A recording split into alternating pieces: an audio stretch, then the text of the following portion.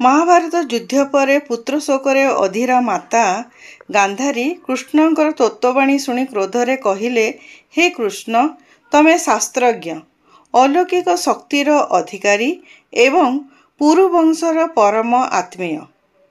तुम द्वारा कौन बा असंभव?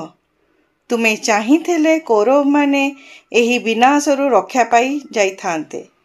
मोर पुत्र मानकर विनाश पाई तुमे ही दायी।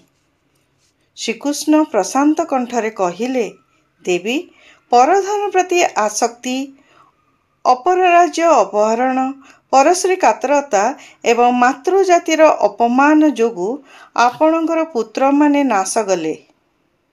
दूत क्रीड़ा प्रति आसक्ति जोगु युधिष्ठिरंक परि धर्मवंत राजा अशेष कष्ट पाइले। एथिरे मोर कौन करिवार थिला?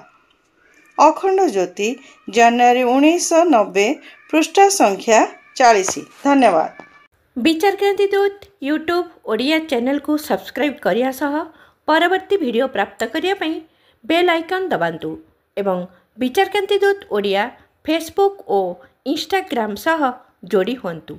धन्यवाद।